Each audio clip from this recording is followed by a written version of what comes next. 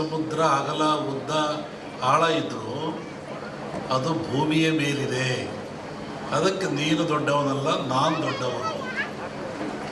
ಭೂಮಿ ಹೇಳ್ತು ನಾನು ದೊಡ್ಡವನು. ಆನಂತರ ಅಲ್ಲಿ ಆದಿಶೇಷ ಇದ್ದ, ನಾಗರಾಜ ಇದ್ದ. ಅವನೇ ಹೇಳ್ದ, ನೀನು ದೊಡ್ಡವನಲ್ಲ, ನಾನು ದೊಡ್ಡವನು. ಯಾಕೆ ಅಂದರೆ ನಿನ್ನ ಹೊತ್ಕೊಂಡ್ರು ನಾನು. ಆದಿಶೇಷನ ತಲೆಯ ಮೇಲಿದೆ ಭೂಮಿ ಅಂತಾರೆ. ನೀನೇನು ದೊಡ್ಡವನಾಗ್ತೀಯ? ನಾನು ದೊಡ್ಡವನು, ನಿನ್ನ ಹೊತ್ಕೊಂಡಿದ್ದೀನಿ. ಆಮೇಲೆ ಪಾರ್ವತಿ ಹೇಳಿದ್ಲು, ನೀವ್ಯಾರೂ ದೊಡ್ಡವರಲ್ಲ, ನಾನು ದೊಡ್ಡವಳು. ನನ್ನ ಕಿರುಬೆರಳ ಮೇಲೆ ಆದಿಶೇಷ ಇದ್ದಾನೆ. ಸಾಗರ ದೊಡ್ಡದಲ್ಲ, ಭೂಮಿ ದೊಡ್ಡದಲ್ಲ, ನಾಗರ ಆದಿಶೇಷ ದೊಡ್ಡವನಲ್ಲ. ಇಲ್ಲಿ ಪಾರ್ವತಿ ನನ್ನ ಕಿರುಬೆರಳ ಮೇಲಿದ್ದಾನೆ ಆದಿಶೇಷ, ಅದಕ್ಕೆ ನಾನು ದೊಡ್ಡವಳು. ಅದಕ್ಕೆ ಹೇಳ್ದ ಪರಮಾತ್ಮ, ನೀನು ದೊಡ್ಡವಳಲ್ಲ, ನಾನು ದೊಡ್ಡವನು. ಯಾಕೆ? ನೀನು ನನ್ನ ಅರ್ಧಾಂಗಿ, ಅದಕ್ಕೆ ನಾನು ದೊಡ್ಡವನು. ಮತ್ತು ಕೊನೆಗೆ ಚರ್ಚೆ ಆಯಿತು, ಯಾರು ದೊಡ್ಡವರು ಅಂತಂದರೆ, ಪರಮಾತ್ಮ ಎಲ್ಲಿದ್ದಾನೆ? ಭಜಿಸುವಂಥ ಭಕ್ತರ, ಧ್ಯಾನ ಮಾಡುವಂಥ ಭಕ್ತರ, ಪೂಜಿಸುವಂಥ ಭಕ್ತರ, ನೆಲೆಸ್ತಕ್ಕಂಥ ಭಕ್ತರ ಮನದ ತುದಿಯಲ್ಲಿ ಅಡಗಿಪ್ಪ. ಇಲ್ಲಿ ಯಾರು ದೊಡ್ಡವರಾದರು? ಭಕ್ತರೇ ದೊಡ್ಡವರಾದರು. ಇಂತಹ ಭಕ್ತರು ದೊಡ್ಡವರಾದ ಮೇಲೆ, ಮನುಕುಲ ಶ್ರೇಷ್ಠವಾದ ಮೇಲೆ, ಈ ಮನುಕುಲಕ್ಕೆ ಅನೇಕ ಆಘಾತಗಳಿದ್ದಾವೆ,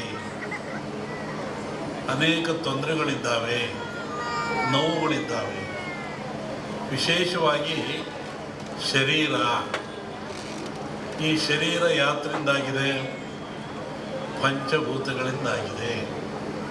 ಪಂಚಭೂತಗಳು ಯಾವ್ಯಾವು? ಅನ್ನ, ನೀರು, ಗಾಳಿ, ಬೆಂಕಿ, ಅಗ್ನಿ. ಅದರಲ್ಲೂ ವಿಶೇಷವಾಗಿ ಅನ್ನವತ್ತು ಪ್ರಾಣ, ಪ್ರಾಣವತ್ತು ಪರಾಕ್ರಮ ಅಂದರು. ಅನ್ನ ಇದ್ದರೆ ಮನುಷ್ಯನಿಗೆ ಪ್ರಾಣ ಬರೋದು, ಶಕ್ತಿ ಬರೋದು. ಈ ಅನ್ನ ಎಲ್ಲಿಂದ ಬರ್ತದೆ? ಯಾವ ಕಾರ್ಖಾನೆಯಲ್ಲೂ ತಯಾರಾಗಲ್ಲ, ಯಾವ ವಿಜ್ಞಾನಿಯೂ ತಯಾರು ಮಾಡಲ್ಲ. ಇದೆಲ್ಲಿಂದ ಬರ್ತದೆ? ಭೂಮಿಯ ಮೇಲೆ ರೈತ ಬೆಳೀತಾನೆ. ಭೂಮಿಯ ಮೇಲೆ ಈ ಭತ್ತವನ್ನು, ಜೋಳವನ್ನು, ಕಬ್ಬನ್ನು, ಮೆಣಸಿನಕಾಯಿಯನ್ನು, ಏನು ನಾವು ತಿಂತೀವಲ್ಲ ಆಹಾರಗಳು, ಎಲ್ಲವೂ ಭೂಮಿಯಲ್ಲಿ ಬೆಳೀತಕ್ಕಂಥದ್ದು, ಸಿಗ್ತಕ್ಕಂಥದ್ದು. ನಾವೇನು ಇವತ್ತು ಗಿಡಮೂಲಿಕೆ ಆರಾಧನೆ ಹೋಮ ಮಾಡಿರಲ್ಲ, ಇದೆಲ್ಲಿಂದ ಬಂತು ಅಂದರೆ ಗಿಡಗಳಿಂದ, ವೃಕ್ಷಗಳಿಂದ, ಬಳ್ಳಿಗಳಿಂದ ಇದು ಬಂದಿರತಕ್ಕಂಥದ್ದು. ಅಂದಮೇಲೆ ಈ ಧನ್ವಂತರಿ ಯಾಗ, ಧನ್ವಂತರಿ ಹೋಮ ಇವೆಲ್ಲವೂ ಸಹಿತ ಮನುಷ್ಯನ ಉದ್ಧಾರಕ್ಕಾಗಿ, ದೇಹದ ಏಳಿಗೆಗಾಗಿ ಸದೃಢವಾಗಿರಬೇಕು. ಮನುಷ್ಯ ಶಕ್ತಿಯುತವಾಗಿರಬೇಕು, ಸದೃಢವಾಗಿರಬೇಕು, ಚಿಂತನ ರಹಿತನಾಗಿರಬೇಕು, ಯೋಗ್ಯವಾದ ಮನಸ್ಸುಳ್ಳವನಾಗಿರಬೇಕು. ಇದಕ್ಕಾಗಿ ಇವೆಲ್ಲವೂ ನಮಗೆ ಬೇಕು. ಇದನ್ನು ಕೊಟ್ಟವರು ಯಾರು? ಭೂಮಿ ಮೇಲೆ ಮನುಷ್ಯ ನನ್ನ ಭಗವಂತ ಹುಟ್ಟಿಸಿದ, ಭಗವಂತನ ಪ್ರೇರಣೆಯಂತೆ ಮಾನವ ಹುಟ್ಟಿದ. ಈ ಮಾನವ ರಕ್ಷಣೆ ಯಾರದು? ತಂದೆ ಕೆಲಸ ಏನು? ತಾಯಿ ಕೆಲಸ ಏನು? ಜೋಪಾನ ಮಾಡೋದು, ಬೆಳೆಸೋದು, ಒಳ್ಳೆ ವಿದ್ಯೆಯನ್ನು ಕೊಡೋದು, ನೀತಿಯನ್ನು ಕಲಿಸೋದು, ತಿಳುವಳಿಕೆ ಕೊಡೋದು, ಸಂಸಾರಕ್ಕೆ ಸೂಕ್ತಗಳನ್ನು ಕೊಟ್ಟು ಆದರ್ಶ ವ್ಯಕ್ತಿಯನ್ನಾಗಿ ಮಾಡ್ತಕ್ಕಂಥದ್ದು.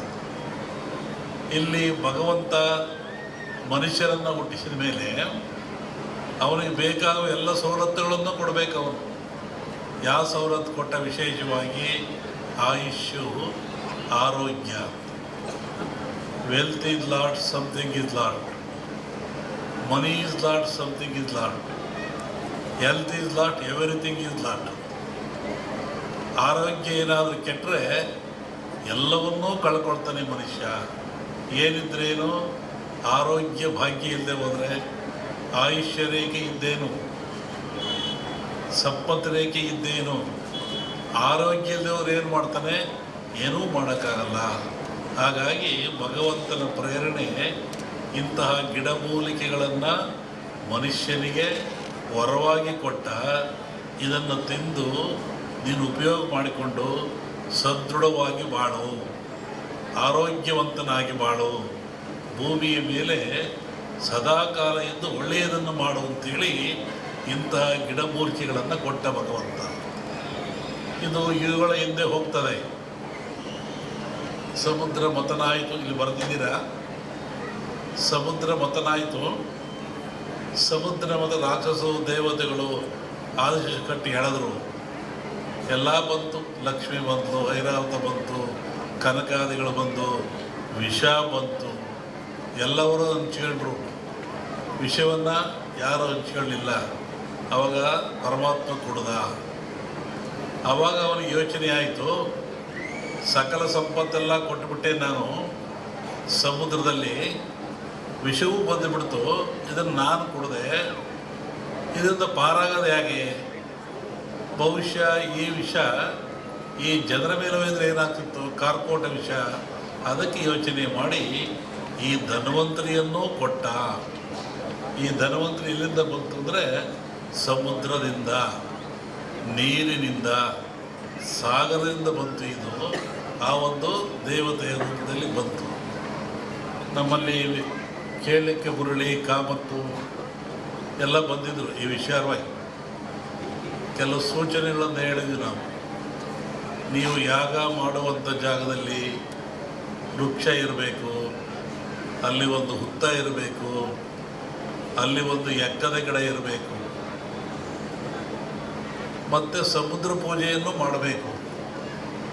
ಯಾಕೆಂದರೆ ಮೂಲ ಸಮುದ್ರವೇ ಮೂಲ. ಇದಕ್ಕೆ ಗಿಡ, ವೃಕ್ಷ, ಬಳ್ಳಿ ಇದಕ್ಕೆಲ್ಲ ಸಮುದ್ರವೇ ಮೂಲ. ಅಲ್ಲಿಂದ ತರಬೇಕು. ಹಾಗೆ ಹೀಗಾಗಿ ಈ ಒಂದು ಯಾಗ ಭಾಳ ಚೆನ್ನಾಗಿ ನಡೀತಾ ಇದೆ ಭೂಮಿ ಮೇಲೆ. ಅದರಲ್ಲೂ ಈ ಕರಾವಳಿ ನಡೆದಿದ್ರೆ ಅತ್ಯಂತ ಮನುಕುಲಕ್ಕೆ ಆದರ್ಶವಾಗಿರ್ತಕ್ಕಂಥದ್ದು, ಪ್ರಾಯಶ್ಯವಾಗಿರ್ತಕ್ಕಂಥದ್ದು, ದೀರ್ಘಾಯುಷ್ಯದ ಗುಟ್ಟನ್ನು ನಮ್ಮವರು ಕೊಟ್ಟಿದ್ದಾರೆ. ಪ್ರಕೃತಿಯ ಗುಟ್ಟನ್ನು ಭೇದಿಸ್ತಕ್ಕಂಥ ಅಟ್ಟ ಇನ್ನೇನು ಇಲ್ಲ. ಪ್ರಕೃತಿ ಎಲ್ಲ ಕೊಟ್ಟುಬಿಟ್ಟಿದೆ. ಅದರ ಗುಟ್ಟನ್ನು ಭೇದಿಸಿ ಮನುಷ್ಯ ಉಪಯೋಗ ಪಡಿತಕ್ಕಂಥದ್ದು, ಆರೋಗ್ಯವಂತನಾಗ್ತಕ್ಕಂಥದ್ದು. ಹೋಮಗಳಂದರೆ ಏನು? ಹೋಮವನ್ನು ಯಾತಕ್ಕೋಸ್ಕರ ಮಾಡ್ತಾರೆ?